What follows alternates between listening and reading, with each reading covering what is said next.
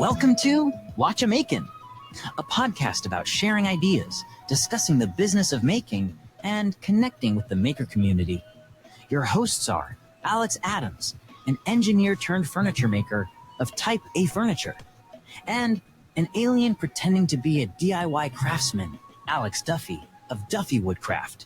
This is Whatcha Makin.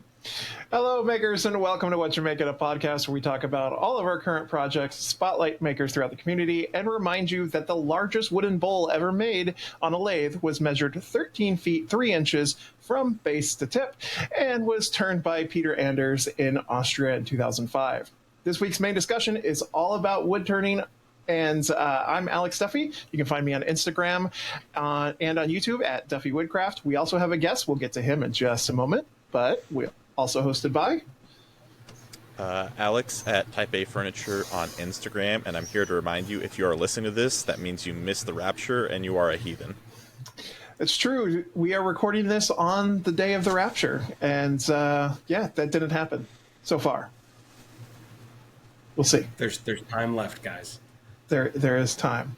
But, Alex, if they didn't get raptured, what could they do today? They could go to patreon.com/whatchamakinshow and find the many benefits that we offer to our patrons, starting at $5. Yes. And we do a lot for $5. We do a lot for $5. I'm going to play that again. Who are you? So our guest this week is probably the most beautiful man I have ever had the privilege to embrace in a hug. His name is TJ from TJT Works, and if you know him, TJ is probably the nicest guy around. He always is very open, big smile on his face, and will give you a giant hug, which is always appreciated. He's also a host of Sawdust Talk and many other things. But TJ, take it away. Who are you? Sure. So I'm TJ Thayer. I'm based out of St. Louis, Missouri. I got my online woodworking start doing some live wood turning on Instagram when Instagram Lives sort of really started kicking off in about 2020. When I'm not doing wood turning, up until January of this year, I was a financial advisor, stockbroker, whatever you want to call it, investment guru. I sold that business this year in January of 2025, and I have been being a super daddy and making bowls and doing a little bit of furniture stuff and trying to build my workshop out to be a little bit more active for YouTube and content creation as we wrap up this year and go into the next. Nice. So how long have you been wood turning? So I got into wood turning in July of 2020. I needed a creative hobby that I could do at home. Networking and business building and being out in the evening had to taper significantly because of some things that were going on and some social distancing stuff. And I had always been doing woodworking and making things even since I was a little kid. It kind of started with like skateboard ramps and rollerblading stuff because I couldn't afford to buy any of that stuff, so I just made it. Actually, anecdotally, my eldest son recently asked me for a go-kart, which was really fun, but he's only 6, and so I didn't want to give him something with a motor that he could plow over the neighbors with yet. You can play Mario Kart. Yeah, exactly. So when I was about 10 years old, I built a soapbox derby kit car for myself, which I raced here in St. Louis, and those are gravity-powered cars. And it turns out that my parents have kept it up in the rafters of their garage, so we got that out, and we've been playing with soapbox derby car in the driveway and on the neighborhood hill, and that's been really fun. And so, Did you make them watch Little Rascals to reenact everything?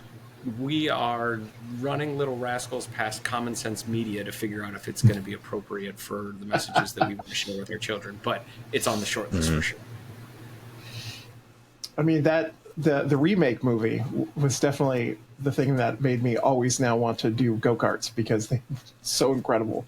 Not to mention, I don't think you can use a washing machine as a go-kart, but they proved me wrong.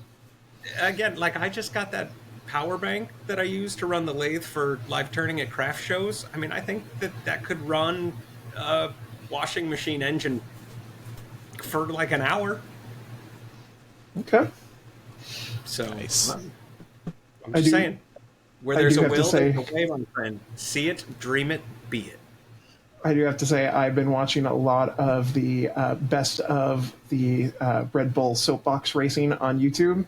It has made me really want to build a soapbox car, and I might have to do it for a YouTube video, because we also have a Portland-specific downhill soapbox race that's separate, but it happens every year. So apparently they've been doing it for 27 years now. Yes, do that. Uh-huh.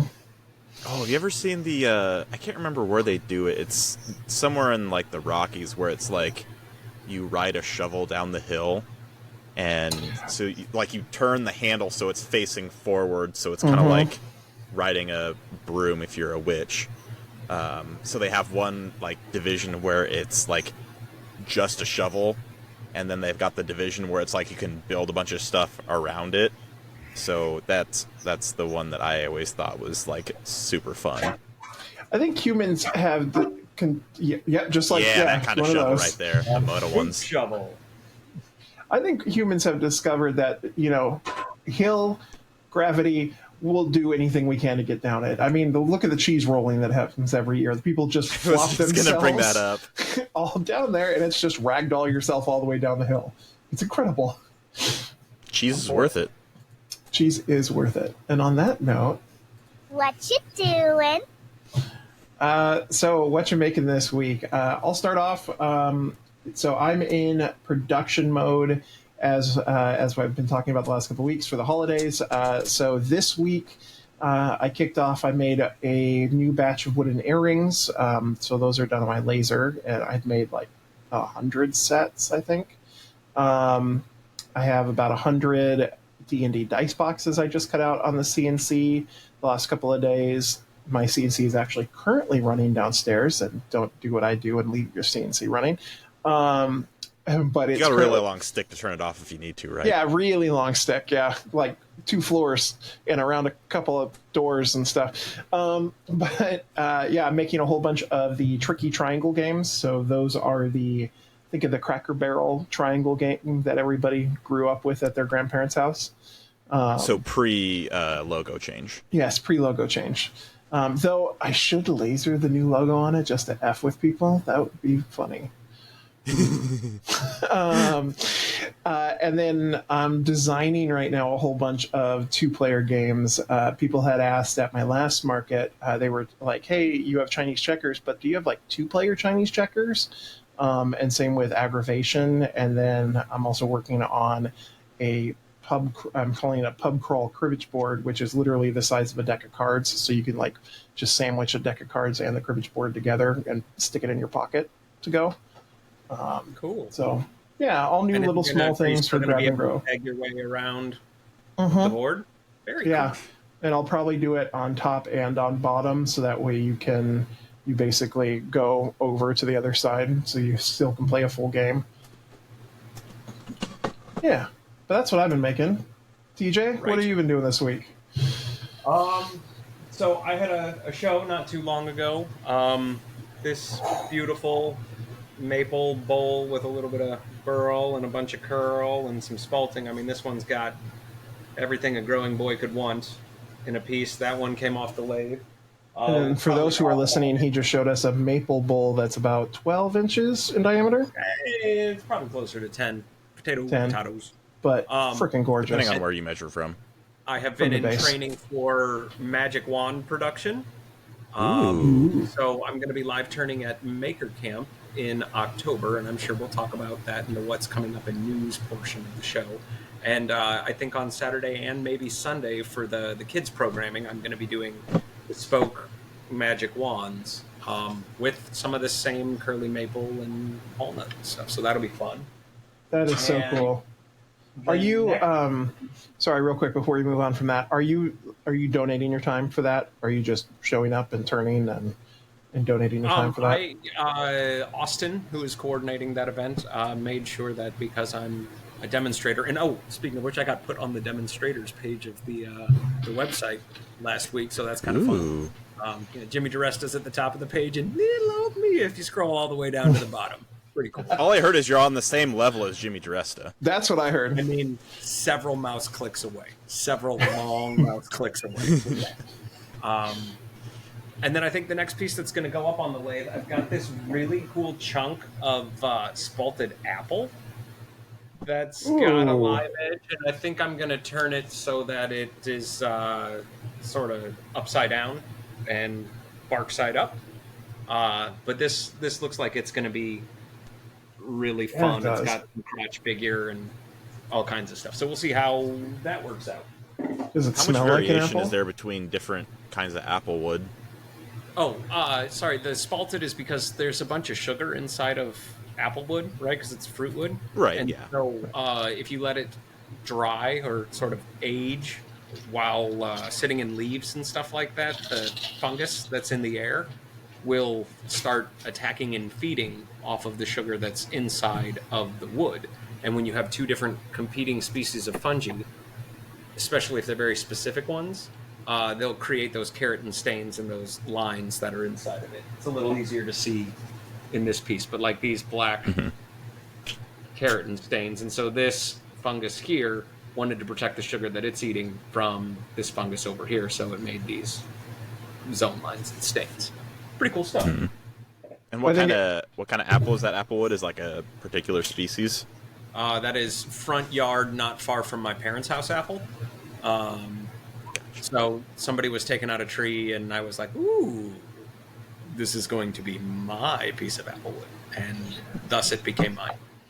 To Is go that where off most of of your Alex's. material comes from? Oh, go ahead. Yeah, a large portion of the wood that I turn is actually storm down trees. We're in Missouri, so we get big thunderstorms and big tornadoes, and I'm lucky that the sort of urban forest that I have to select from is rich with a lot of different really, really fun species of wood. And then sort of merging my sciencey, nerdy side of myself, I like to expose them to some different specific species of fungi that I know are going to leave those kind of marks behind it, and let it age thusly, and then I turn it into slightly more pretty than just a piece of ash.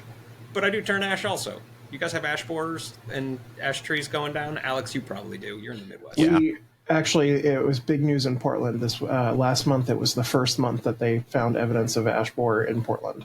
It finally made that far north. It's been in southern Oregon, but it's moving up north. So, I'm sorry, man. That sucks. yeah. Between that now and then we have the thousand cancer or 1,000 acre. I think it's cancer. Cancer sore. Canker, thank you. Sores on walnut. That's killing our walnuts too. So they're trying to replace walnut here, or a black walnut, with Muskogee walnut, which is, I guess, isn't susceptible to that disease. So that's cool. Effort at any level for that kind of stuff is really good. Yeah, we've got gall wasps that are taking out all the oak trees in the Midwest also. So if you happen to look up into an oak tree and you're in the Midwest and you see those things that look like tumors on the branch, that's actually a species of wasp that lays their egg underneath the bark of the tree, and then it grows out into those weird cankers. It's wild. So it's the response of the tree to the eggs that makes the canker, or is it like the growth of the nest?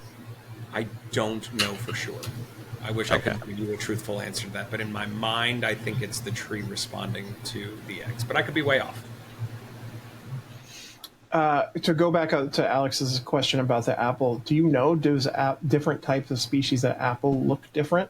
Like if it's a Granny Smith versus I don't know. Fiji or Red Delicious? Yeah. It probably all looks very, very similar on the inside. There's some subspecies of ash that'll be a little bit more dark brown on the inside, but they're both technically ash trees. Some of them are green ash and black ash that we have in our urban forests around St. Louis. And if you can find a green ash that comes down, it almost looks like olive wood on the inside. It's really, really pretty stuff, but it's about 1 in 50 in St. Louis that'll have that dark coloring. But there's other parts of the U.S. where they're much more common. Have you ever turned lilac? I don't think I have turned lilac. Lilac Another creative. mostly is a bush around here. It does, but you can get, especially on the East Coast, there are some pretty big ones. Leah and I forget her Instagram handle, but she does the little Instagram thing where it's like, I've got a log, and she runs it through and stuff. A few months Leah, is it Hotailing? Something like that? Yeah. Mm-hmm. Somebody had sent her a chunk, and it was probably about 8 inches or so of a log of lilac that came off of what at that time was the largest lilac bush in the United States. But when she cut into it, it had like streaks of purple in it, which was really pretty. That's really cool. Right? And I was like, ooh, that would be even just like some of the smaller stuff you could do, like pins and stuff. I thought that would be cool for branches. Yeah. So, but I've been trying to find it here in the West Coast, and, we're not as old as the East Coast, so our lilac bushes are tiny. Very, very tiny. No, I had a patron swing by the booth at the craft show I was at, and he had a pen that was turned with yew, which in the USA, yew is a bush that gets used in front yard landscaping. Mm-hmm. It's a mostly evergreen but not prickly bush. But I guess if you get one that's old enough and you get down close to the root ball, you get some really, really beautiful contrasting colors. It looked almost like olive. It was really neat. Yeah, I actually it was at Handworks in like 23 or something like that, where I was just talking with this one gentleman as we were like waiting to get in, and he turned stuff, and he gave me it was a U handle, but it was for like like chamfering out the holes. Cool. To get the I forget the name of it, the counter bore or whatever. So I've got a small handle made of yew that has that kind of like light and dark contrast in there that looks really nice. Yeah, that's pretty stuff. Alex, what have you been making this week? So I had been working on the walnut sofa table that was for my dad, and we got that delivered, and so I drove there with it in my CRV without the metal legs on it, so just easier to transport that way. And then when we got there, got the legs put on, and then also put on the those little power grommet things that have the outlets as well as USB charging pieces on there. And so when we were putting the legs on, because he was deciding on how far he wanted the legs to be spacing wise, we had it flipped upside down, and since I had the back lip of that was just about a 5-inch wide piece of walnut from the same log as the primary board that was the sofa table, since I had that glued on there, when we had it tipped over, my dad did not realize that portion, like, he knew that the piece was glued on there, but he didn't know how. And so, like, he didn't even realize the glue line when we had it on upside down. And so that was just, like, a nice little compliment of, like, grain orientation and, like, a nice crisp glue line. So it was, like, a nice little feather in my hat. And I was like, oh, yeah, I do glue up stuff really nice. So, anyway, it looked really good. So, for TJ, it's this, like, 8-foot long piece of walnut. It's got about maybe a 1.5-foot long feather crotch on one side, and then on the far side, you get kind of close down the base where you get a little bit more of that curl action going on, and so it had lots of good figure in it. So, Alex, don't you look at me like that. I don't know what you were talking about. I wasn't saying anything. It sounds gorgeous, man. I'll check out your store. It looked really good, and that lip kind of like backer piece on the same side that had the feather crotch on it. It also had some feather crotch on it, so there's a little bit of that complementing grain pattern that was on the same side. So I think it turned out really, really nice.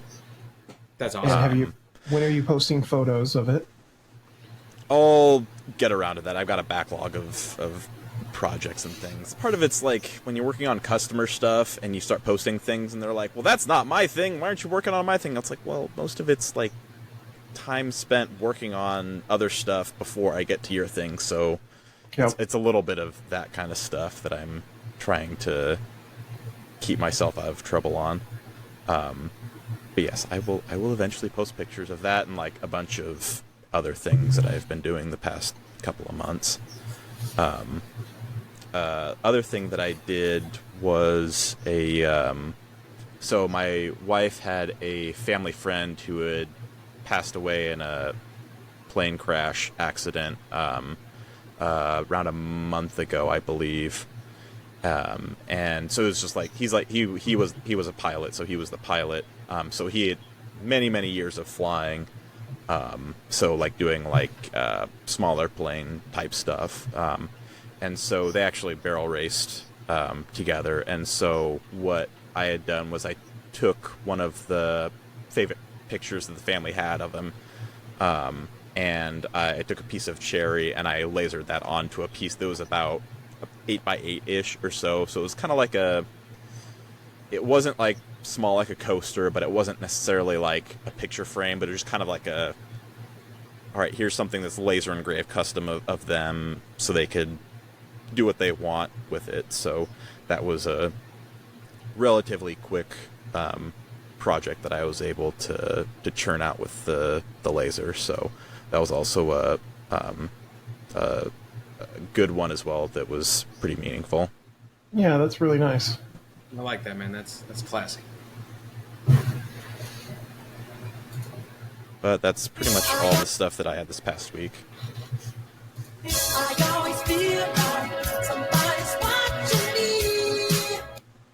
So for our regular listeners, you know that we normally do our what you're selling and what you're breaking section. We're actually going to skip that this week just for time, so that way we can make sure to talk about your projects, but also we can talk to TJ about all of his woodworking. So what we're watching this week, first up, the Tools Today Instagram posted a video about wood turning, and they were making a giant wooden tack, and like the pins that you stick into a wall or board. I don't know, tack board, for those who still use those. Board. Yeah, but it was really cool. It was, and I say giant, I would say it was about 6 inches in diameter. So we're talking a big tack, and it was made from brass for the metal part. So it looked gorgeous because it just goes with that walnut. So make sure you go check them out. David at Lucky Rooster Co.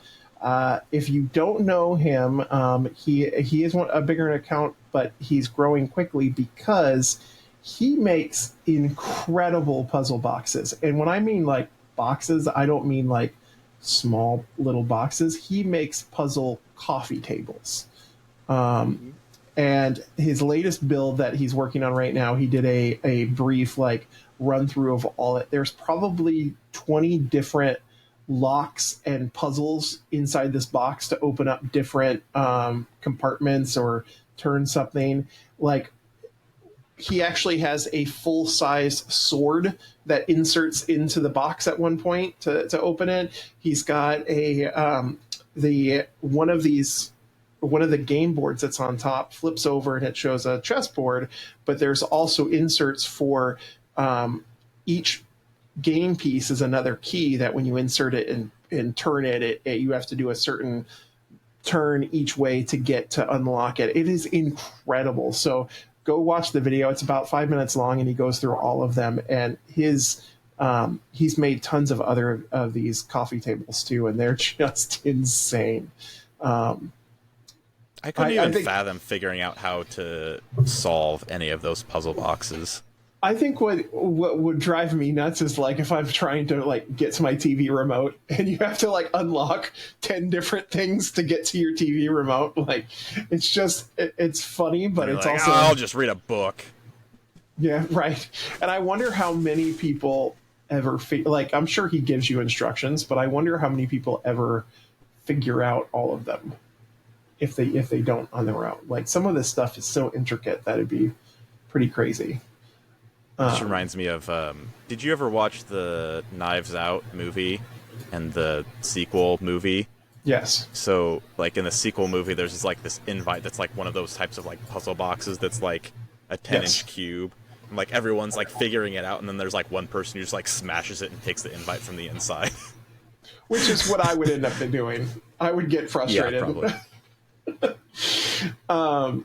And then moving on, my last one for this week, Jenny over at Created by Jenny. She is an amazing resin artist. She has been making these wave art pieces. And what I mean like wave, think about when you're looking into water that's like ripply and you get the sun beating into it and you see like all the shimmer inside the water.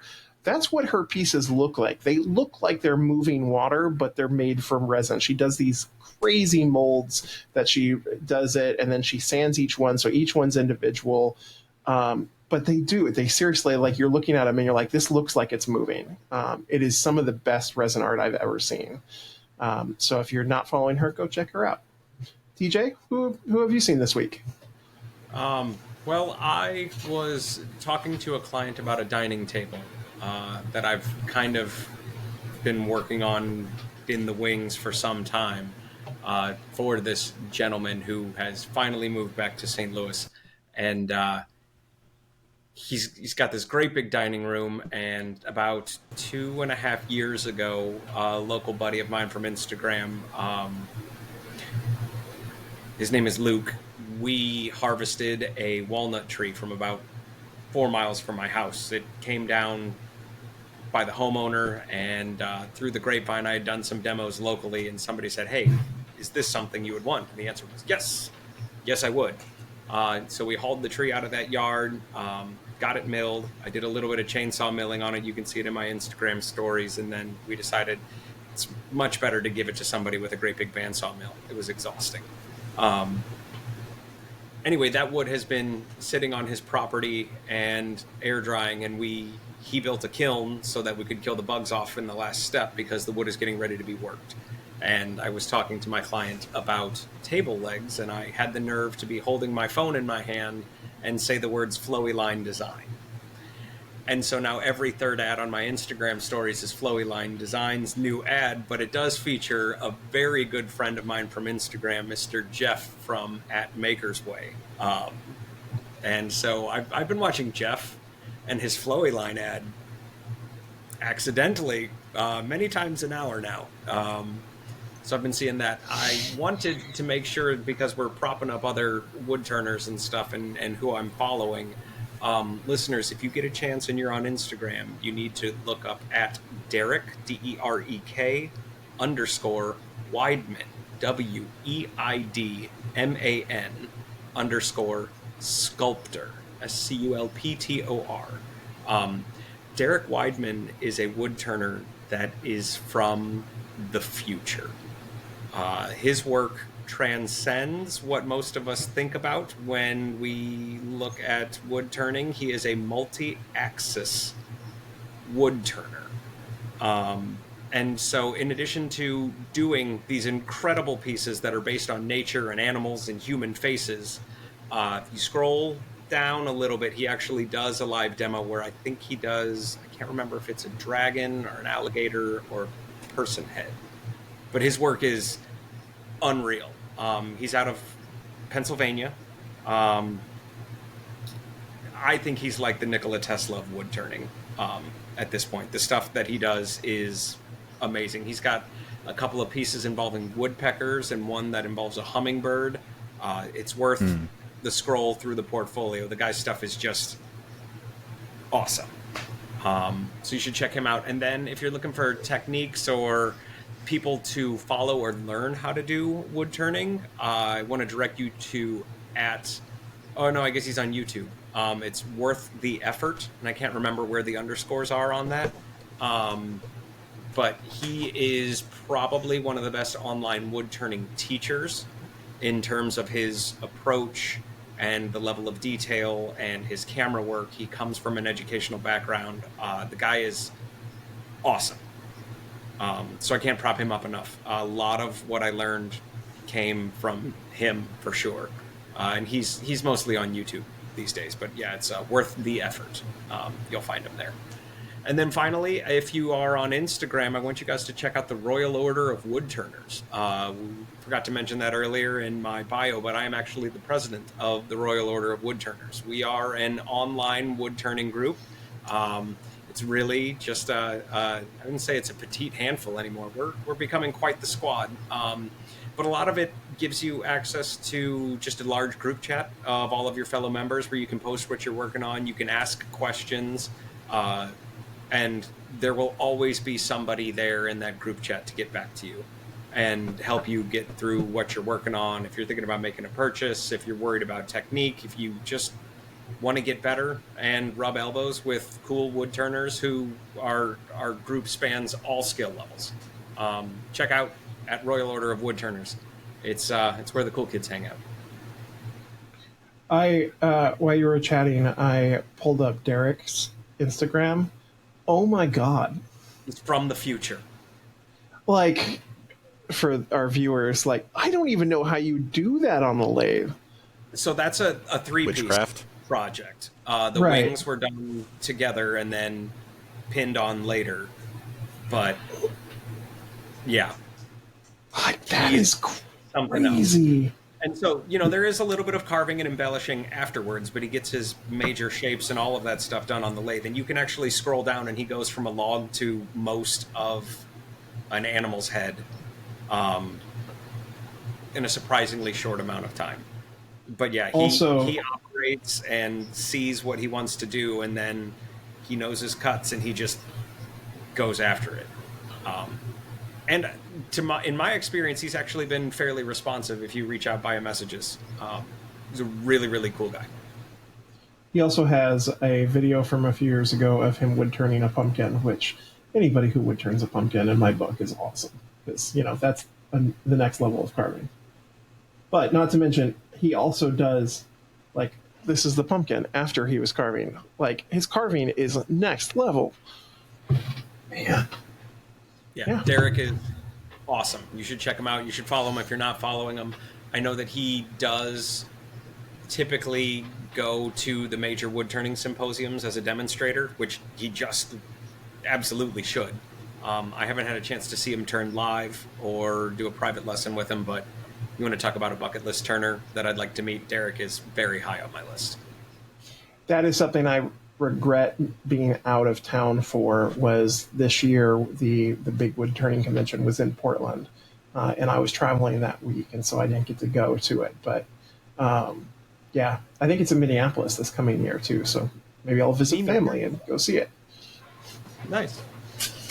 But anyways, Alex, what have you been watching?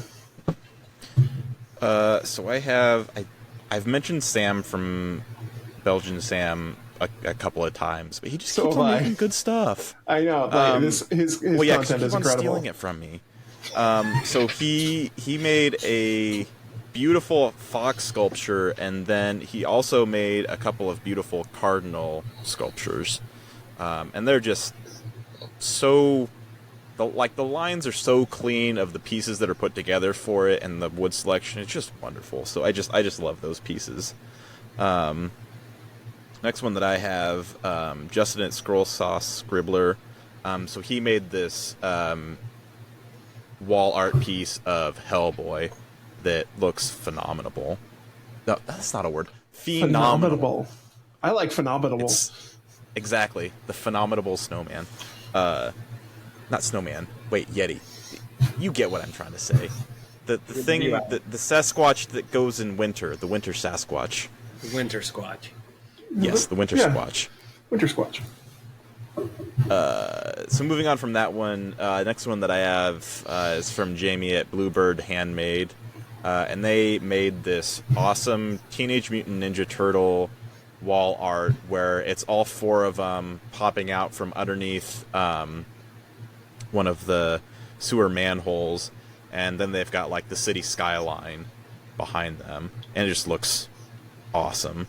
And then let's see, next one that I have, I don't know how it's pronounced, Naish Browns, Naish Browns, and he does these really fun videos where he's just like wearing sunglasses, having fun, making stuff that are just enjoyable. They're so much fun to watch. And the one that came across my feed it was one that was from this past summer where he makes some cutting boards, and he's got like lamps in different parts of his shop, so it's got like different lighting that's fun and weird. But he does a lot of other ones that are just so much fun to watch. So give him a view on some of those because they're just an awesome good time. And then I've got Jennifer at Elegant Quirk. She made these super adorable, like little classic ghosts that have this nice little pink bow on them that just look awesome. So those are pretty awesome, especially coming into fall with all of your Halloween decor. And then of course Mr. Alex Duffey doing his little sanding thoughts reel. Where he's got his meta glasses on, just recording him sanding some stuff, reading off some funny stories. Yeah, I was watching you and your Sasquatch notebook covers for your spiral bound notebooks. I'm going to need one of those come holiday time. You know, I have a very special person near to my heart who would absolutely flip her wig with one of those. So we'll be talking. You should make a phenomenal snowman version. Yes, a phenomenal snowman. Abominable snowman. Yeah, I was actually going to find them, but I think I left them out of the room. Yeah, so I bought the Meta glasses this past week. So that was the very first thing I had done with them, just to play around and see how. I was going to say, I didn't know that you had a pair of those, and I was so jealous. So they just released the second. I had been waiting because so Handy Danny Brandy, who we talk about all the time on the show, has a pair of them and has been doing some reels from her point of view. And I was chatting with her about it, and I was like, oh, that sounds like so great. And especially for like when I'm doing CNC stuff, like changing bits and all that kind of stuff like that would be easy content for me to record while I'm doing it versus having to set up and try and work around a small area. Yeah. But so this week on, not this week, it was last week on like Tuesday, Meta announced the second version of the glasses, which now has more battery and higher resolution. So now it's a 2K or 3K recording versus 1080p and other stuff. And so I knew that they were coming out with a version this year, according to all the rumors. So I'd been waiting for it. And so I ordered it the day it came out, and they free overnight shipped it, which was actually pretty cool. I know, I was actually surprised. Yeah, and so I got it, and yeah, it's fun. The AI is actually really good. I was shocked. Like, most AI assistants suck, and this one is actually pretty good. Like, you can say, hey, what am I looking at? And it will tell you what you're looking at. Or like if I'm at the grocery store, I'm like, hey, add this to my shopping list, or stuff like that, and it will see what I'm looking at and add it. Like, it's really interesting. Because doesn't the second version, don't they have like a heads-up display that like projects onto the lenses on that one? Or is that like a different, do you have to get a pair that actually has that? You have to get the pair that does that. So they have the Meta AI glasses, which is what I got, which are, I think $299 was the cost on them. And then they have the Meta AI Vision glasses or whatever, which has that display, and those are like $900. But the reason why I didn't go that route, one, because of cost, and that, but two, it's only in one eye, and because I'm a lefty, I think having it only in the right eye would be weird. And it's not true augmented. It only is their little heads-up display, so it's not real augmented display. I think once it's full augment, then it'd be interesting to get, but not yet. But yeah, now, did you get just the clear glasses, or did you get the because I think they've got like the transition ones that turn into sunglasses once you actually step outside. They do. I did just get the clear because I'll be in my shop using them. I don't plan on wearing them out in the world. But the funny thing is I was selling this weekend at a craft fair, and now that I have them, I know what to look for with the little where the things are, or the cameras. I was shocked how many people I saw wearing them out in public, and not just like people walking around. Like the guy at the taco truck I went to was wearing a pair when he was serving up tacos. Like, what? But yeah, there's a lot of people who are wearing them, so I was kind of surprised. But yeah, as you said, I did my little sanding thoughts. I'm going to actually do a whole new series of sanding stories, I think, this winter of funny stories I find on Reddit that I can record in a minute and do that. So yeah, it'll be fun. Love it. Yeah. All right. Moving on to our main topic.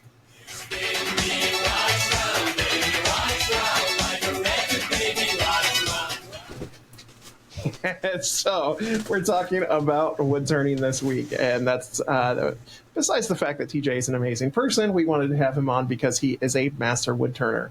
I mean, literally, he is the president of a wood turning club. But yeah, Some TJ, say king. Some say king. Yep. Dictator, you know. But let's take it away, TJ. Tell us, what is wood turning? When somebody says wood turning, what is it? Okay, so my definition of wood turning is sort of taking wood stock that's normally not going to be a piece of flat stock, loading it between two centers in its most simple form, two centers, and this center has a drive side on it, and the wood rotates, and then you introduce a tool into it, so it's kind of like speed carving is a good way to describe it. One of the lessons that you learn, I wouldn't say it's a 100 level lesson, it's probably like a 200 level lesson, when you're sharpening your tools for wood turning, you learn about how, your bench chisels and your hand planes, right? People love getting those razor sharp edges and taking those micro fine shavings. And every once in a while you'll see somebody pull like a 30-foot super fine, you can see light through it, shaving.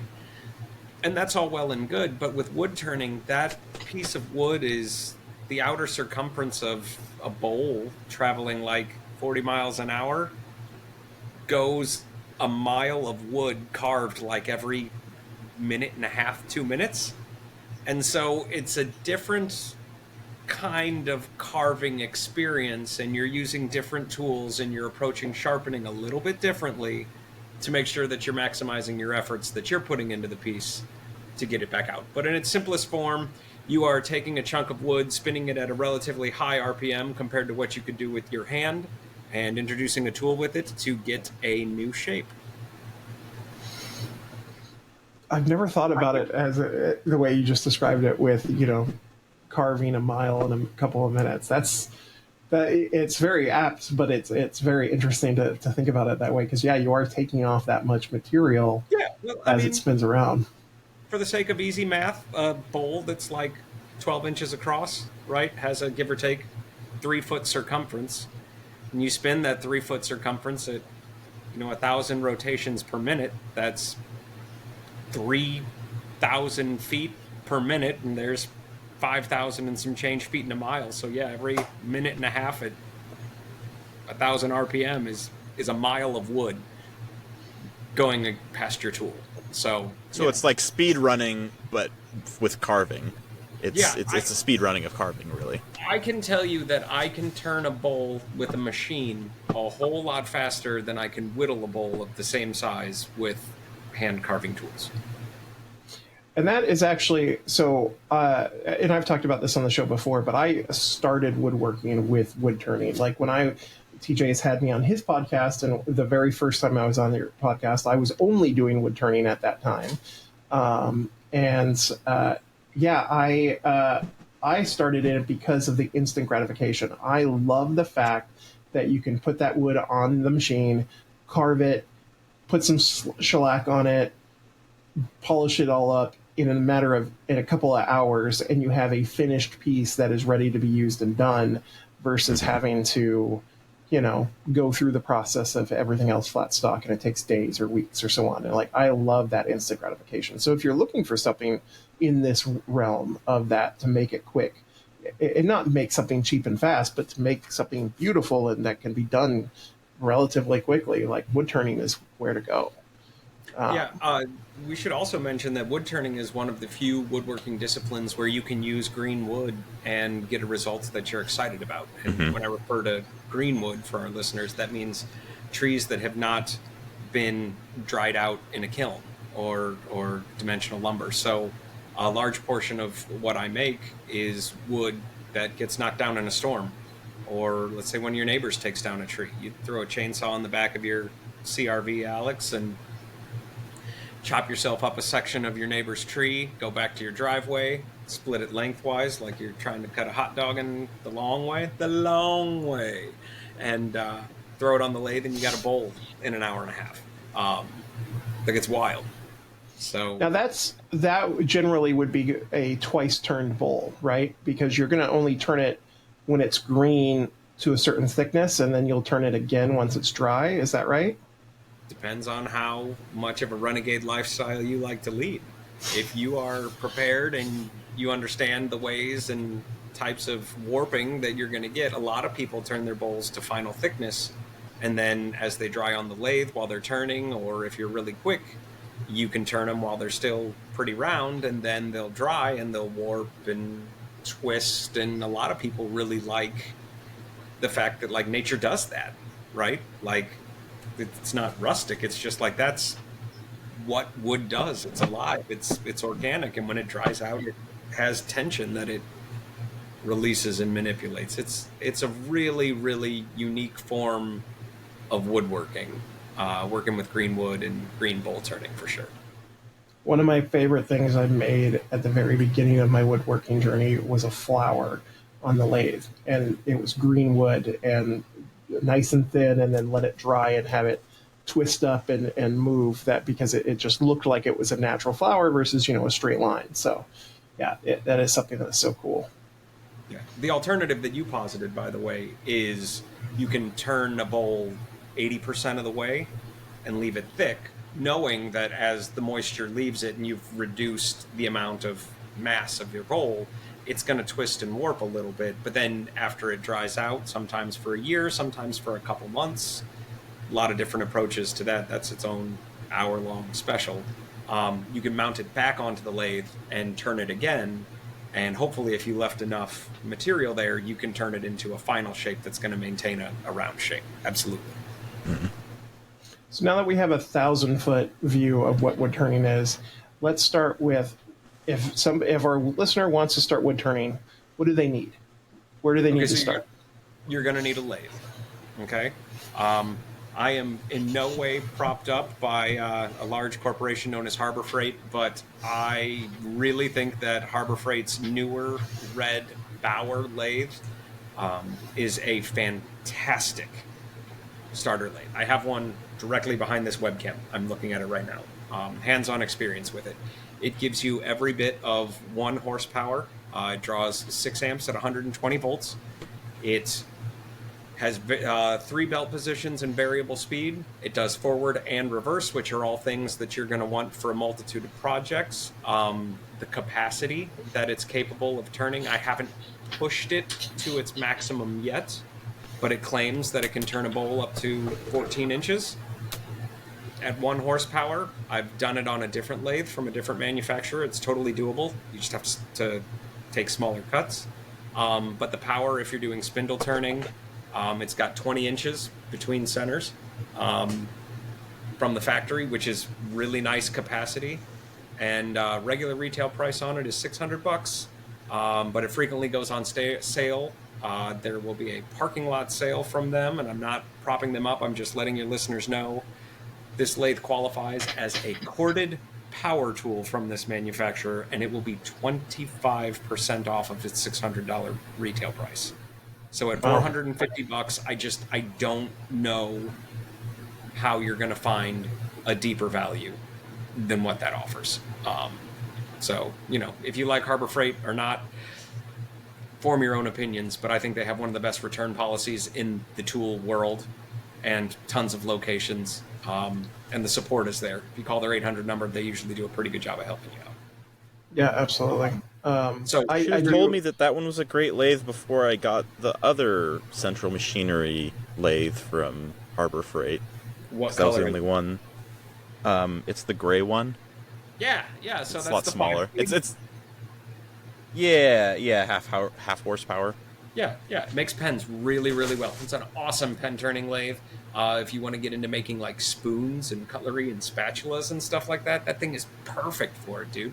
Like, Yeah, that's what I used it for, because I had this like old like Harbor Freight lathe from God knows when that someone gave me, because they're like, well, we're not using this, you can have it. And so I was making some handles for an order on it. I had to make like 40 some handles, and that thing crapped out on me like halfway through.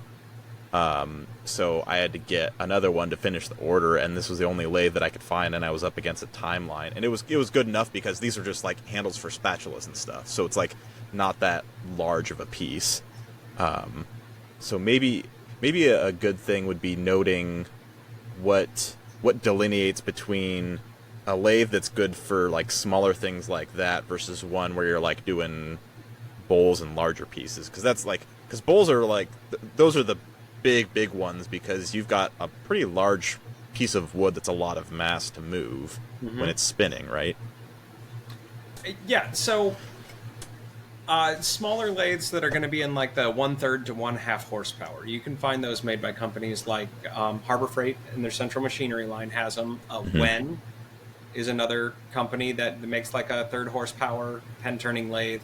I think Turncrafter is the other one that Craft Supplies USA makes, and you can find pen specific little itty bitty mini lathes, and they're run off of a over ambitious drill motor is a good way to describe it, with gearing and stuff.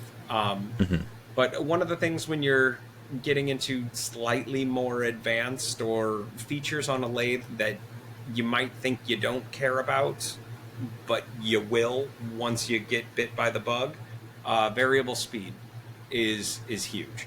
And some of those smaller lathes will offer variable speed, but if you're only stuck choosing between 5 set speeds, a lot of time that lowest speed is not going to get you slow enough to turn something with a lot of mass in a way that's safe. Again, if you want to live recklessly, you've got your PPE on, I might not be the best person to talk to, because I might tell you to send it. Just get hectic. Sign a waiver, believe in yourself, and nothing ventured, nothing gained, but you might lose a tooth. So let's talk about that. Are you being held up by big dentistry? I love my Philips Sonicare toothbrush. Philips. No, and as you sort of go over that 1/2 horsepower line, you're going to start seeing 3/4 horse and 1 horsepower lathes, all the way up to 1.5 horsepower. And that's going to run on American 120 volts. You really can't easily get more than 1.5 horsepower electric motors out of 120 volt power, which is regular single phase power that you would get out of a traditional American wall outlet. When you move up to 220 volts, you can go over that number much easier. You can get into 3 and theoretically 5 horsepower lathes, but most lathes stop at 3. And last holiday season, I moved into a 3 horsepower lathe. You can kind of see it there. It's blue and white, and it's got a brand name that starts with an R and ends with an N. You can say Raycon. It's okay. Okay, well, they don't pay me yet, so yet hopefully being an operative word in that sense. But yeah, this is the Raycon 703040. It is a 3 horsepower lathe. It can turn up to 31 inches between the spindle and the bed because it's got some really cool features. And I can easily do 40 inches between centers. I just did some table legs for a buddy of mine on Sunday who came over. He's doing a folding table, laundry, hamper, organ. I don't know. He used a lot of those words in the same sentence to describe what it was. Okay, so we have lathe. That's the first thing we need. You need a lathe to do wood turning for the most part. There is no shortage of TikToks and short form videos showing people using not lathes to turn wood. It can be done, but let's just stick with a lathe. After that, you're going to need some tools, right? And this is how the affordable hobby that you thought that you were getting into starts getting kind of expensive really quick. Yep. It's with all the farkles. All the farkles, that's how they get you. At the very least, you're probably going to want a set of carbide scrapers.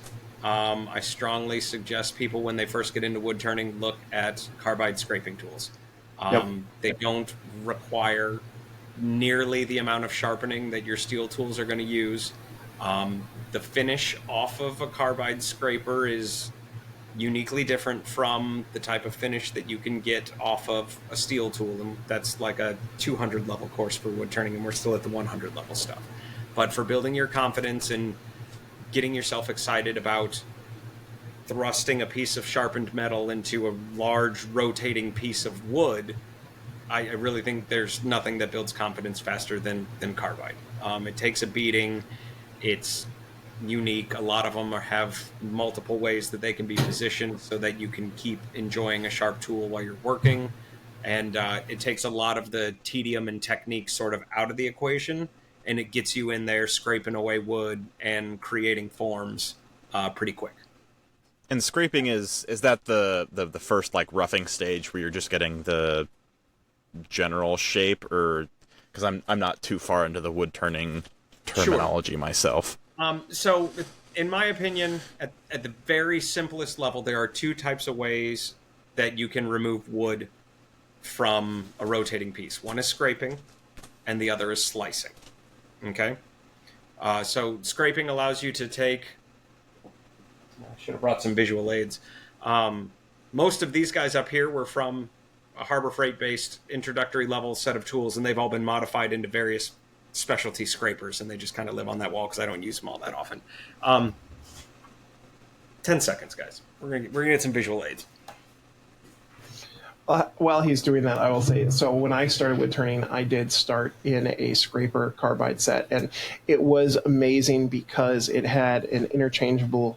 You could interchange the tools very easily. It was one handle that would loosen. You could pop out the flat scraper. You could put in a round scraper, or they also had a point one too. So it is definitely a easy way to get in. As he said, with that price point, I think I spent $200 for a nice set of carbide scrapers for that interchangeable of the three, where you could easily spend $200 on one gouge, which we'll talk about here shortly. Go ahead, TJ. Sure. So this is a carbide scraper. Come on, camera. I believe in you. Focus. Not on my back wall. There you go. So we have a piece of steel, and then we have a tiny screw that is holding a small carbide disc. This one is round. What's nice about this is that when you introduce it to the wood... Come on, camera. When you introduce it to the wood passes against it thusly, and it scrapes the wood fibers away. Scraping. Really, really cool. These things are lovely. They don't require a ton of thought. They don't require a ton of technique, and it allows you to have a pretty good edge to introduce to your wood. And when you look down at the tool as it interacts with the wood, especially when you're first starting, it makes sense what the tool is doing and then what happens on the wood. So these are lovely. I think this is Woodcrafts. This is Wood River. Probably came in a 3-piece set that I probably bought on a Black Friday sale for, at the time, in 2021, maybe 120, 150 bucks for 3 of these. And I got a round one, I got a square one, and I got a diamond one. So that's when we're doing just starting tools. I strongly recommend carbide. Build your confidence up, and then you can sort of move forward. The other thing that if you're going to be turning, you need a face shield. This is a full cool kid face shield, right? Crazy things happen on the lathe. Wood chips come flying at you at high speed. Sometimes your workpiece comes flying at you at high speed. I love telling stories because I knew that I was probably going to have an incident when I first started. And instead of a face shield, I wore a motorcycle helmet because I knew I was going to get decked in the face with something. Something bad was going to happen to me. I had the foresight.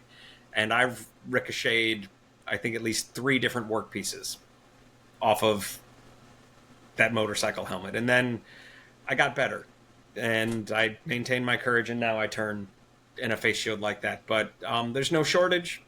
If you go looking for it on the internet, you'll find it, of scary things that happen to people on the lathe. Things that have happened to my friend on the lathe. And at one point in time, Alex, you may have been on a live while I was turning live.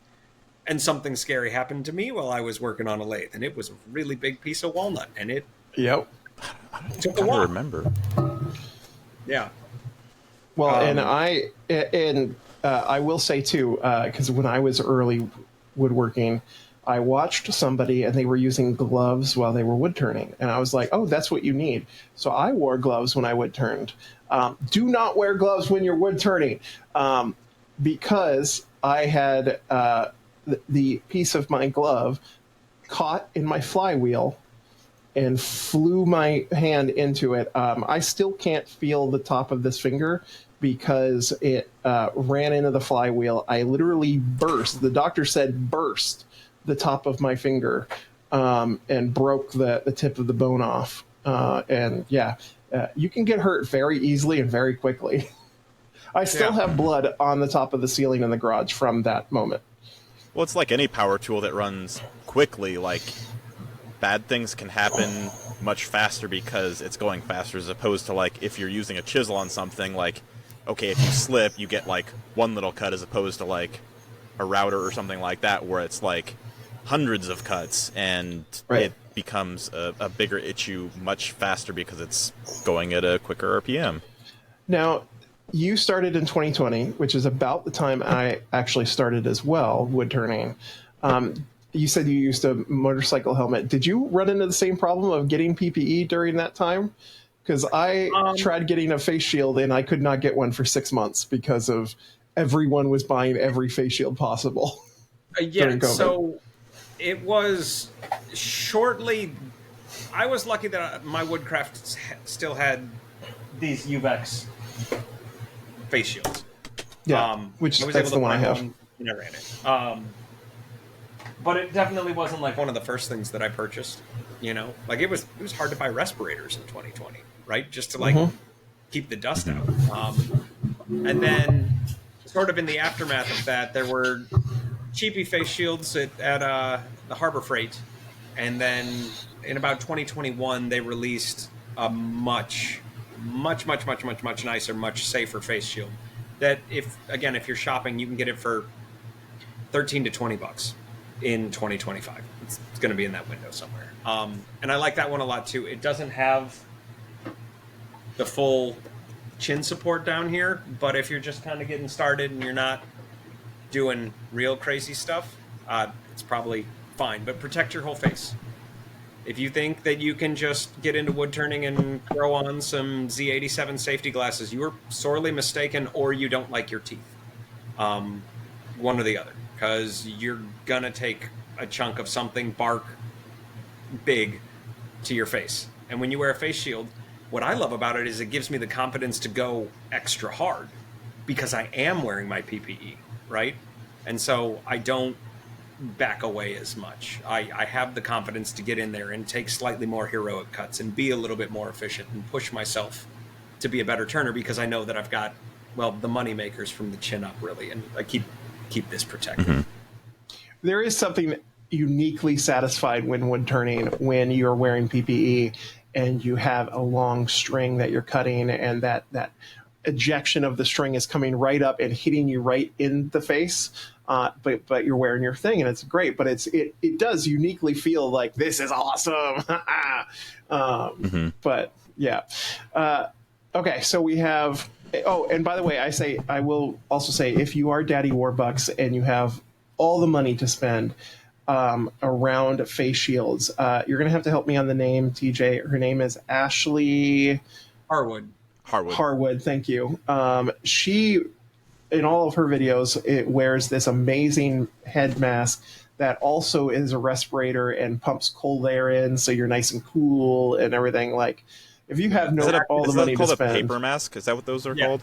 That's a paper mask. Yeah. It kind of started in the welding world, but it's extremely relevant to wood turning. And again, if you can get your hands on one, there's a couple of woodworking influencers who are in the Royal Order who are wearing a smaller, more compact one. It kind of looks like a spaceman helmet, but it doesn't look like it's got a tube that goes down to a battery pack. It seems like it's self-contained with a curtain. They actually, so that company, and I will go ahead and name them because they reached out to me recently. So it's Microclimate Air, and here is you can kind of see this little helmet thing, like you said, looks like a spaceman helmet, but yeah, it is definitely a smaller self-contained unit version of it. They are really interesting. I'm debating getting one. I mean, dude, if you can swing it, one of the things that people forget about wood turning is that you're not only making shavings. You still generate dust as well. And call it a conspiracy theory, but I think that we're all secretly kind of allergic to walnut dust. And kind of like poison ivy, but at a much slower and nastier rate. You get enough walnut dust in your nose and into your lungs and stuff like that, you're going to start having really, really bad reactions to that. I have friends who are scroll saw artists who can no longer work with walnut because it turned out that they were more susceptible. And so their body of work just can't do walnut anymore because the dust is poisonous to them. And if you want to put that off for as long as possible, get yourself something that's going to protect your lungs and your face. Aromatic cedar is very much that way too. And candid about that, but like that's just a really real part of woodworking. You got to protect your lungs and you got to protect your body if you want to be in it for a long haul. If you're doing hobby stuff every once in a while, I'm a child of the 80s. I mean, like safety is, I don't want to say it's a safety nerd, but at the same time, like we're all getting smarter. We're all learning more about how this stuff affects our bodies, and I think we should take it seriously. All right, so we have lathe, we have our tools, we have PPE. Now, you did just start with carbide. Can you tell us what the other option is a little bit? Sure. I'm just going to call them steel turning tools. Steel wood turning tools come in a ton of different shapes. I've got this one right here. This is a bowl turning gouge. And I will point it towards the camera. You'll see that it's kind of U-shaped. Oh, I'm doing a good job there. And then you sharpen it to a profile. Come on, camera. I believe in you. There you go. Sharpen it to a profile that you can introduce to the wood. And then you're slicing at the wood fibers and supporting your cut with this back bevel in a manner that is very good for efficiency and making sure that you have a nice finishing cut. This one is from Carter & Sons Toolworks. They make that. And then this is the brand I use. This is Ashley Harwood's bolster, and it comes with a modular set of handles that I have this on. That's fancy pants, cool kid stuff that I use. This one right here, this is a non-carbide scraper. I use this for bowl bottoms. You'll see it's got a bevel on the bottom that is bigger than the bevel on the top. And I use this as I am making finishing cuts across the bottom of the bowl. You said it's longer on the bottom than it is on the top? Said the actress to the bishop, I suppose. This one is a spindle roughing gouge. And I'm sure you'll see, in comparison to the size of my hand, this one has a nice bevel on it, but it is big. And it's for making roughing cuts on spindle pieces, not for bowls. It's not for bowls. Listeners, viewers, boys, girls, people, children of all ages, do not use spindle gouges, especially spindle roughing gouges, to turn bowls if you value your fingers and your organs. Is that because it's just so much larger and it'll take a big chunk out and just annihilate it? It's also... That one that I have is really big, but you'll see that this tool steel maintains a pretty consistent shape throughout, right? Mm-hmm. This is an extremely strong and well-manufactured one, okay? Most of them are made out of stamped steel, especially when you first start. They're not machined out of round steel. And they'll be held into the tool by a tiny, teeny little knife tang that'll get pushed in. That tiny, teeny little knife tang is not designed for the amount of inertia that a spinning bowl is capable of generating. You will snap your tool, and if you aren't wearing brown pants at the time when you're doing it, you will shortly thereafter be wearing the brown pants. I have purchased cut rate tools from some suppliers that were very much on sale on Amazon, one of which was a scraper. It's a big, thick piece of steel like this, right? But it wasn't the same quality of steel as I'm holding in my hand. And I snapped that while turning a bowl. And I stopped turning for, a day. Because after it snapped, I couldn't find it, and I checked my torso first. Yeah. Cause yeah. I did find it like 2 years later. It had ricocheted and gone into the deepest, darkest corner of my workshop, and it was located eventually. And I'm glad that it wasn't in my person. Spend the money if you're going to start getting into steel tools and buy good steel. Spend the money. Or reach out to me on Instagram and start asking me questions about tools you should buy. Or reach out to the Royal Order of Woodturners. Ask them questions. We're here. We want to talk with you about this kind of stuff. Now, my limited understanding of turning, I understand that there's kind of a rule of thumb of like how big your piece needs to, or your tool needs to be in relative terms to the piece that you're working on. Because isn't there kind of like a ratio of like how far you're cutting in versus how much support you have from the point of that, what's the support piece that holds your tool? I forget the name of that.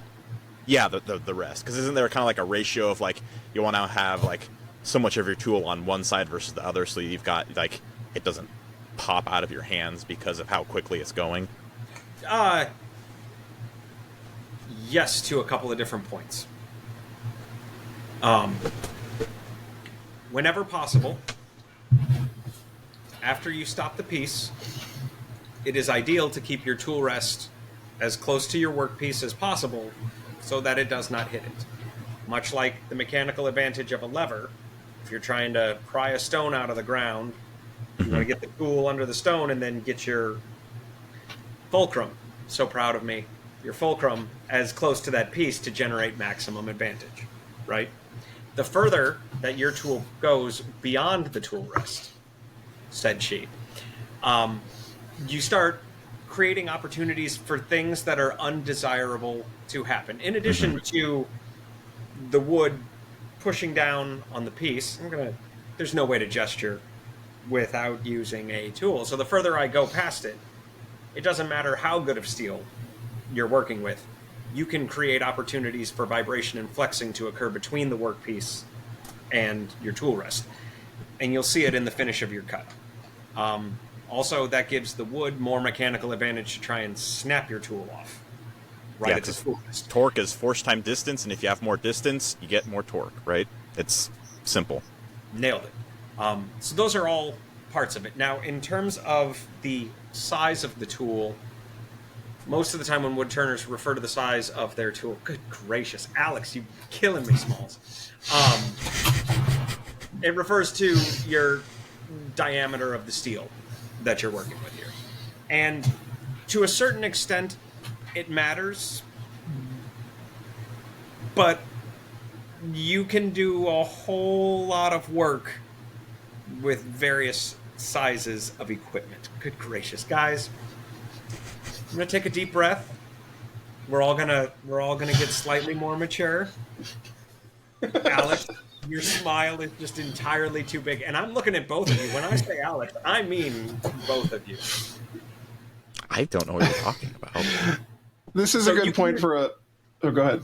Yeah, you can use a smaller bowl gouge and take a lot of smaller cuts, or you can use a bigger tool and take bigger cuts. And that's when conversations about efficiency in your wood turning, which is like a 400 level course in wood turning, becomes a little bit more relevant. But like, I can turn dang near most of a bowl up to about 10 inches with this little guy and some good work with the tool rest. And it's not that big of a tool, said she. So this is a good point for a listener question. Can I say something real quick? Yeah. What would you say to someone who may have used bench chisels on their lathe for a little bit? Look, what I'll say is that it's not that there's no wrong tool for wood turning, right? Because if you believe in yourself, everything is a scraper, okay? Everything is a scraper. I once turned a pen on live for the Royal Art of Woodturners using half of a pair of scissors, because I understand that you can make a slice and cut on a piece of wood, assuming you can get a bevel and you have a sharpened edge. You can introduce it to the wood and get a perfectly reasonable finish and turn something simple like a piece of a pen using scissors as a slicing tool. I don't recommend it. It wasn't like unsafe, but it definitely wasn't as safe, and it didn't keep my hands away from the cutting area nearly as well as a tool designed for the job. Yeah, I may have used bench chisels out of the desperation of having proper tools to use on that. But I understood scraper if you believe in yourself. I understood that having the tool rest closer to the workpiece ended up with a better outcome because of, like we had mentioned, less torque on that overall. So I was able to get away with it because it was a small, like these were just handles. They were smaller work pieces, and I could get the rest up to it close. So that was a scenario where it's like, should I be doing this? It's not ideal, but it got me through. Well, and then, like, we were talking about these, and you can buy them for, like $120, $150 for a set of 3 of these. You can make this, right? For, like, a set of 3 of these you can make with found-on-the-ground wood, a piece of steel from Home Depot, and a set of these carbide that you can get for $20 on Amazon. Mm-hmm. And you do need a tap and die set, though, because you're going to want to drill a hole in the steel and put threads in it, and then the fixturing bolt. It's kind of advanced, but none of it is like that crazy. Like, and you can do it. So, like, in and out, 3 tools, 3 different shapes, found on the ground wood, steel from the depot, $50, $60. And they last, in the words of Smalls from the Sandlot, forever. Right? So, like, don't let the prices and the specifics and the fancies of the tool get in the way of you experiencing and experimenting and doing funky stuff with wood turning. Again, I will always encourage your creativity, and if you are looking for guidance on how to go about doing something as dumb as you think it might be, reach out. I want to know. I want to know what you're working on. Well, because that's the other thing, too, that you mentioned when you're putting something like that together is that you can, I don't want to say to get away with not quite as sharp of tools just because, like, your surface finish is probably going to be compromised a little bit, but you can still turn with something that is not, like, immaculately sharp. Like, it doesn't have to be, like when you're trying to cut end grain with a chisel, like, it doesn't have to be that level of sharpness to do something. I mean, you can still get by, but it's not as ideal, right? If you're going to be using tools like carbide scrapers, you are going to be sanding more than if you aren't. However, sanding on the lathe is really the best way to sand, period, because the lathe keeps spinning the wood and you just introduce the paper to it. There's a million and one different ways to introduce a piece of sandpaper to wood that's turning on the lathe. You can do it with a drill with a sanding pad on it and the lathe not spinning. You can do it while the lathe is spinning a little bit. You can spin the lathe up to a speed that you're comfortable with, and you can hold the pad on there with your fingers. There's tons of different ways to get sandpaper to interact with your workpiece. And if you're using a carbide scraper or an improvised scraper in your case, the surface finish of your piece is going to probably need some pretty exciting sanding, and you're going to probably start at some lower grits to get it closer to a shape that you're going to be proud to take to an art show. But like, if you're just going to put fruit in it and you need some bowl-shaped object, get in there and get hectic. Make a bowl-shaped object. You know, you can do this. I mean, I'm a pretty clever dude, but if you're watching this show and you're listening, like, you can do this. It's doable. Yeah, specifically with bowls, you need a different type of mount to hold that, because you're not always able to have both sides holding the workpiece because you've got the open end. So you need a different type of chuck for those types of pieces, correct? Because I have not ventured into that. Stuff that I have done has always been between the 2 points and supported on both sides. Like, I have not ventured anything beyond that. Before four-jaw chucks existed, wooden bowls were around for hundreds of years before that. Okay, so like, it was doable, it was done. A four-jaw chuck is an expense if you are interested in turning bowls that is absolutely worth every penny. It is a wonderful, wonderful way to hold your workpiece in a secure manner that's going to spin true to the center and give you a result the likes of which you're going to be excited about. But is it necessary and like a mandatory use of that word? No. Is it totally convenient and a wonderful thing to have? Absolutely. Absolutely. If you're interested, I was going to say, look up foot-powered lathe on like YouTube or something like that. So there's a lot of people who are, going away from the power tool. They want to be hand tool only. So they go to a foot-powered lathe that just uses a little pedal, and that's what spins the wood. But you are just turning between two centers, and you carve out, basically leaving a long stalk all the way in. And they call it popping the bowl off, where when you take the bowl and you just pop that center part off. So yeah, as TJ said, you don't have to have a chuck. You can do it other ways.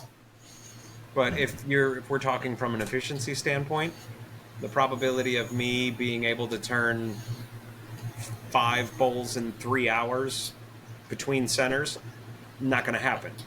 Can I turn 5 bowls in 3 hours using a 4-jaw chuck? You betcha. You betcha. Yep. And it also helps a lot. Like, so I'll do spindle turning around Christmas, and I make these little Christmas trees on the lathe, and they're literally just points. But because I use a chuck on that, because I'm not doing between 2 centers here, I'm going to hold the workpiece on it so I can just make that triangle shape quickly and efficiently. But yeah, it's fun. Yeah, and again, it just becomes a matter of efficiency and what you're trying to accomplish and how you want to spend your time. Mark Twain said, "No distance is too far to walk if you've got the time." Okay? That also applies to wood turning. You can go from a big chunk of tree down to a ramekin-sized bowl if you really want to. If you're using the wrong tools to do it, it might not be efficient. But I am not going to tell you that you can't. I hate that word. I hate can't, right? I will tell you there are things that you shouldn't, right? But I'm not going to tell you can't. And if you've got the time and you don't mind being a little bit less efficient, sure. Make a great big bowl. Did you give the pep talk to the engineers from Jurassic Park of like, just because you should doesn't mean you could doesn't mean you should? So you didn't tell them. Just because they found out that they could, did they ever question whether they should? Yes, as Ian Malcolm said. Yes. All right, so we have 2 listener questions that I wanted to bring up. So Jeremy Johnstone, this is a good layaway from what we were just talking about. Jeremy Johnstone asked, so what's your preferred cut, a push or a pull, and what type of profile gouges do you use? Cool. Okay, so I use both push and pull cuts. Okay? When I'm roughing, I kind of think I'm more efficient doing pull cuts. I make bigger shavings and I feel a little more confident that way. But I did recently acquire a very, very large tool that would be ideal for roughing with a push cut. And it So is just very real quick, a push cut is when you're pushing into the wood, and a pull cut is when you're basically going the opposite direction, correct? Yeah, I like to think of it as a push cut is a forehand swing in tennis, and a pull cut is surprisingly more similar to like a backhand swing in the same regard, right? So with a push cut, boy, this is really hard to do in portrait mode. With a push cut, you're introducing the bevel of the blade and pushing out towards the outer rim of the bowl with a, like this, right? So you're pushing along this way, and the bevel is riding on the bowl. With a pull cut, you kind of turn at the waist, and you're introducing a similar cutting edge, but in a way that sort of comes back and not over your shoulder. This is extremely exaggerated because I'm seated in a chair. But Alex, if you want, we can do a couple of demo vids to add as an appendix to the episode, and we can show the difference between push and pull cuts. Or you can look at Mike Mahoney, is a pull cut guy. He's another YouTube and Instagram user who's wonderful. And then if you want to learn about push cutting, you're going to look at Stuart Batty, who was kind of at the forefront, but he doesn't make quite as much free web content on Instagram and YouTube. So Ashley Harwood was one of his pupils and an understudy of his, and she's got her own line of wonderful tools that I personally use. I use Stuart's tools also. I got to meet Stuart in July of this year, which was super cool. But yeah, he's sort of at the forefront of teaching and talking about push cutting. But then if you take one of Ashley's courses, you absolutely will learn the same push cut.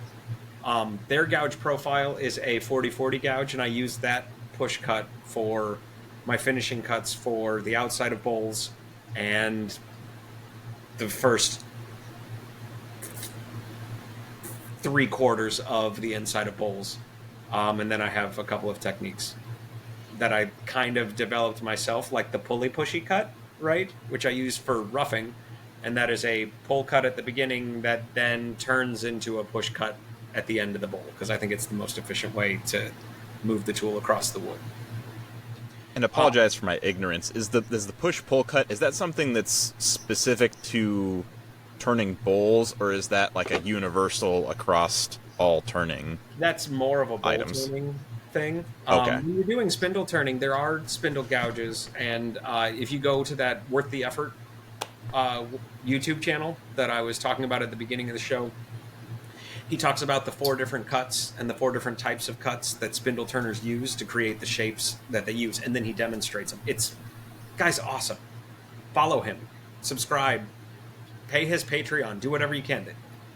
A true mentor for the beginning of my wood turning career, for sure, through YouTube University, and he gives it away for free. Like, that's the thing that just blows my mind. He's so great. And if you're familiar with the comedic stylings of Sam Kinniston, the guy kind of looks like him too, which is pretty great. But yeah, so spindle turners do different cuts than bowl turners, but for their own reasons, mostly having to do with grain orientation of the wood as it spins around the axis. You can cut mostly side grain for an entire spindle project, whereas when you're doing bowl turning, you will cut across end grain, and it makes bowl turning complicated if you let it be complicated, or you can just deal with it in sand. That's an option too. Nice. And our next question comes from Trash Panda, and they asked, how do you duplicate? There are many different ways to duplicate when you're wood turning. What is your favorite or preferred method? So if you're making, say, a bunch of table legs, how do you duplicate them to look the same? Sure. I don't own a duplicator for this machine, yet. But I did do a set of 2 table legs this last Sunday, and the method that I used is calipers and a story stick, is what that's called. I worked with the client. He was in the shop with me. He even held the tools a little bit. We worked together on coming up with a leg shape that he was excited about and that fit his project and fit what his mental image of what he wanted to be was. And once we hammered that out, we took measurements. Man, this is so weird that I can't. We took measurements at certain intervals where it was relevant to the different shapes that we had put into the leg with calipers. And we wrote those down on a stick that was about the same size as what we were working on. And then now that I knew roughly what the shape was from the first one, I was able to quickly rough back to a shape that was going to be reminiscent of it. And then we started sculpting and catching up to it. And that's just because I don't have a duplicator, but writing a story of what the dimensions should be at various points is kind of like a dimensional drawing of a wood turning project, and then you just kind of sneak up on it.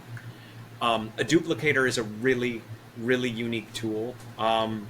There are CNC or computer controlled duplicators where you can put in a profile and it will make that happen for you. A lot of other ones use a set of fingers that you set to various points, much like my story stick.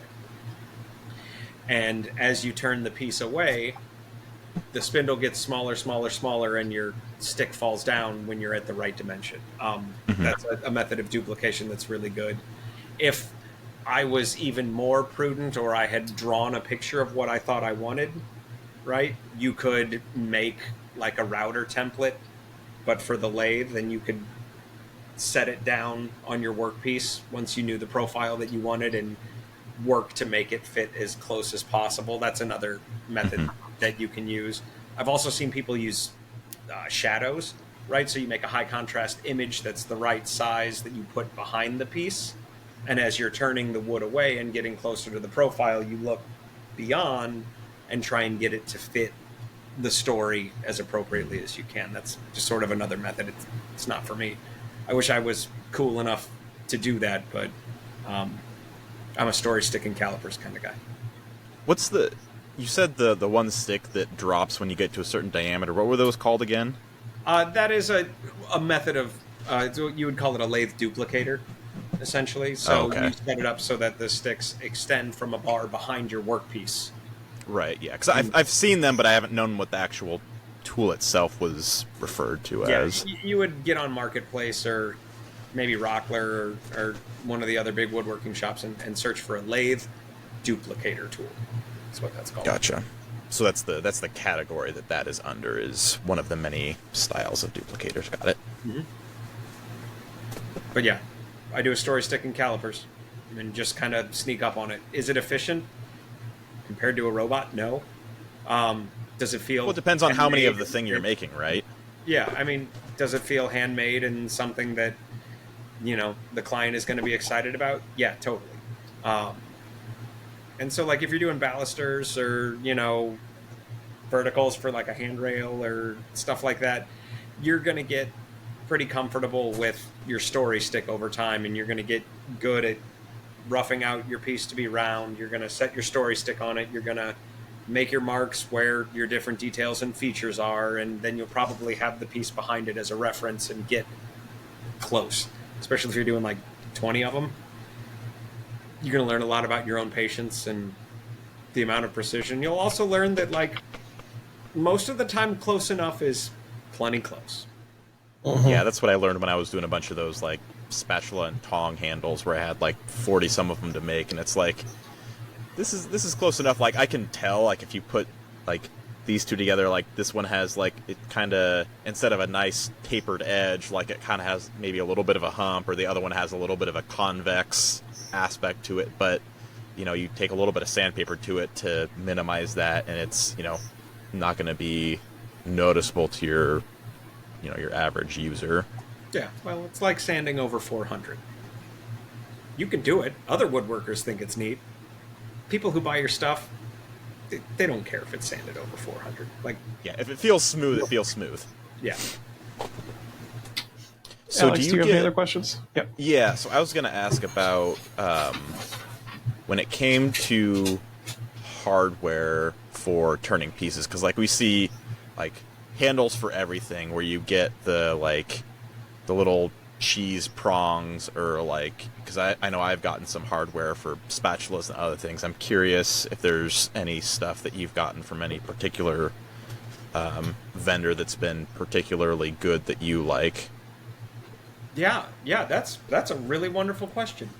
I love turning ice cream scoops. Okay, It is a simple, straightforward project, and Woodcraft sells an ice cream scoop that's not a scoop. It's like an ice cream spatula. Oh, And the kind of like paddle. Yeah, paddle. That's the word. Okay. It weighs so much. It's so heavy. Okay? But one of the inherent things that we as human beings associate quality with is weight and heft, right? Mm-hmm. Or if you're going to be selling ice cream scoops, the number of jokes that you can make about burning half the calories per scoop, just picking up the tool and getting it into the box, right? Like, it's there. It sells itself. It tells a story, and people love giving giant BA ice cream scoops as gifts. Like, it's a wonderful product. And it's attractive, and it takes 12 minutes to make, aside from waiting for your epoxy on the threads to set. Like, it's wonderful and straightforward and easy to do. So I prefer those from Woodcraft specifically because it's heavy and huge and awesome. Okay, so that's one story. I turn pens for selling at craft shows. I think that as wood turners, we sometimes get jaded to the existence of the pen turning project because it's really easy for wood turners to make pens. It is a very simple project, but we forget as makers the amount of sentimental attachment that people who receive our work put on something that we make. And I love the idea of somebody giving somebody else one of my pens or being excited about one of the pens that I make, because to them it holds a level of sentimentality and handcraftedness and importance that even we as makers who, I mean, I can make a pen in like 6.5 minutes. It takes no time. But that's my efficiency brain, right? My production mode brain going, right? But if I'm making a pen for you, Alex, as a gift, right? And I know that I'm making this pen for you as a gift. One of the things that I love as a maker is that the whole time I'm working on that pen, for the most part, I'm probably thinking about you, right? It's not prayer in the traditional sense, but like, you're central in my thoughts when I'm making a thing for you to receive. Yep. And it doesn't matter if I'm only thinking about you for 6 minutes while I'm making it. That pen is yours, and I made it for you, and that makes it sentimental, right? And so I love making pens. That's me gushing about pens and why I think they're cool. There were some political things that happened at the beginning of this year, for those of you who have been playing along, and one of those things involved some changes to tariffs and importing things from foreign countries. As a hedge against changing prices that I saw on the horizon, I reached out to a seller on AliExpress for cigar pen kits, which is the style of pen kit that I like the most. I think that aesthetically they end up the most pleasing, and they feel like they are inherently the quality for the price that I command for them. I think it is a good relationship. I think there are other kits out there that are very popular and not very expensive, and I don't find them aesthetically pleasing, and I would feel awkward charging what I charge for them, what I charge for a cigar pen kit, and the guts are surprisingly similar. It's an aesthetics thing. Anyway, so I ordered 50 pen kits off Alibaba, which was a unique experience because, I was trying to beat the tariffs, and the manufacturer actually reached out to me after doing so and said, hey, if you're going to be buying pen kits in bulk from me, how about I get you a sign-in and a log-on to my entire catalog of wood-turning kits. And it turns out that they are the supplier for the major woodworking companies. Oh, that's cool. Oh. At the retail level. And so in doing so, I built a relationship with an overseas supplier, and I now have access to the pricing that the buyers at the retail stores, not the retail level wholesale pricing, but what the buyers have access to for just about any wood turning kit that you're going to find in a catalog or in a major woodworking store. And that was a unique relationship and a way to foster that. And I actually like the way that they packaged their cigar pen kits because it's a slightly more logical series of steps when you're actually pressing the pen together. It worked out really well for me this year. Yeah. It's funny. I did very similar, but with my cribbage board pieces, I ordered 2,000 of each piece of the different colors.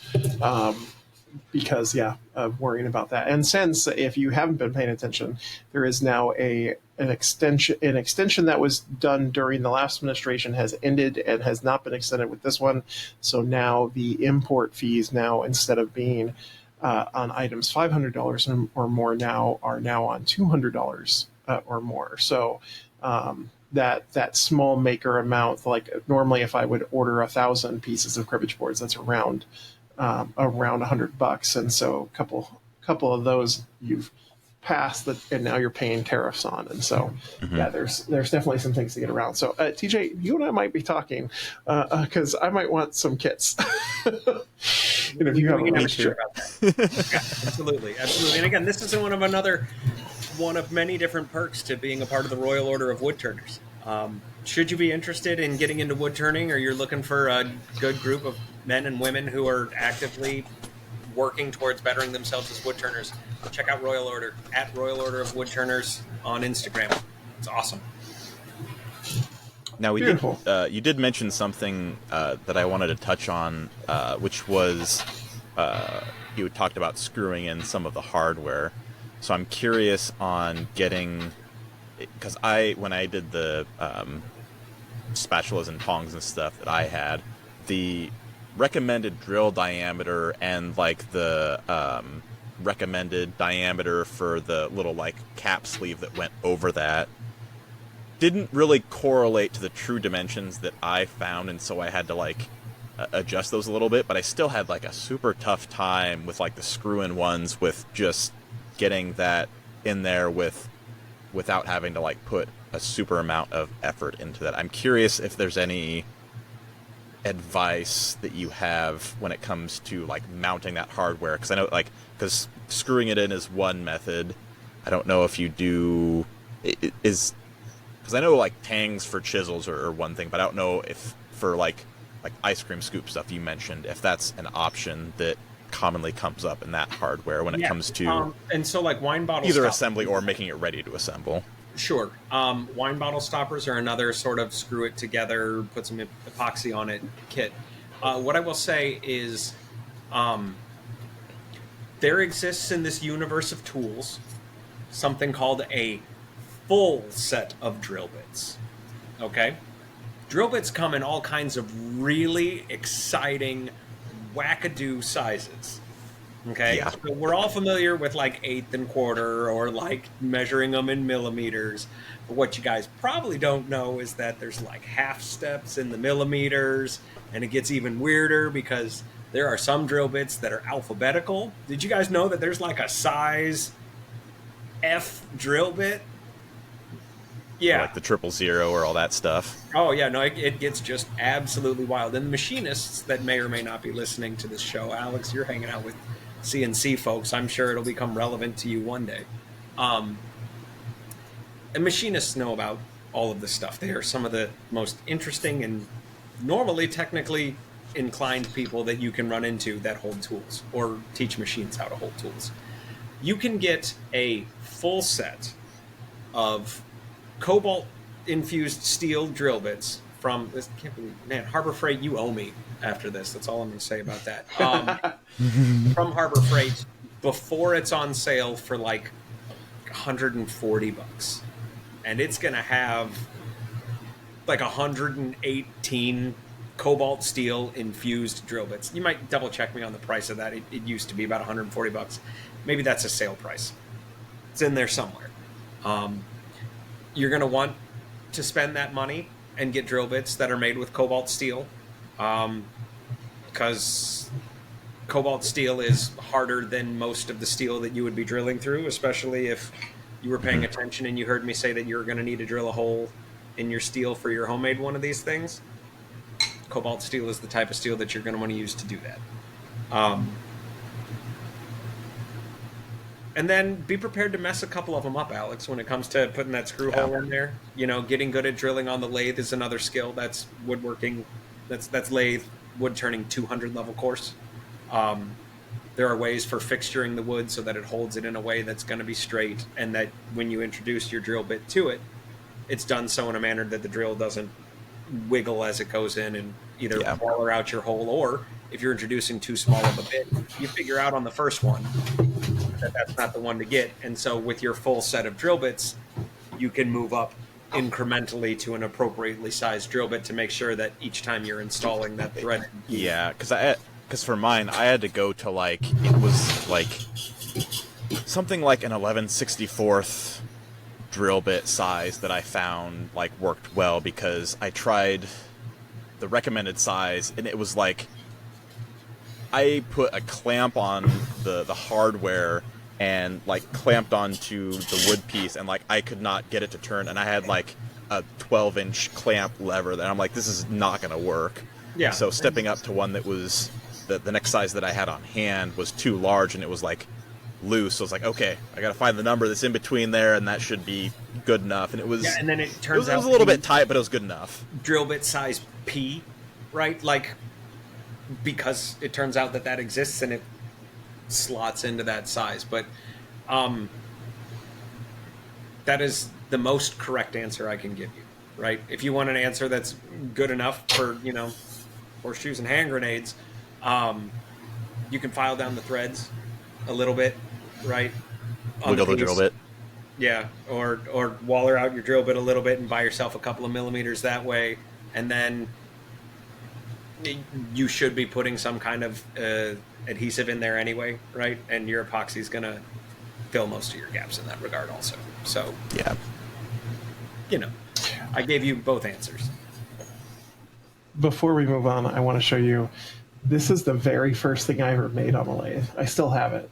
It's very dusty because it's been up there, but yeah, this was my very first little bowl I ever made. I even did a, I forget what that's called. On the bottom there. Mortise, yep. But yeah, this is the very first thing. I went full on walnut and tried to make a bowl. It's definitely got some tear out, but for the very first thing you ever made on the lathe. So I've kept this because it's one of those things.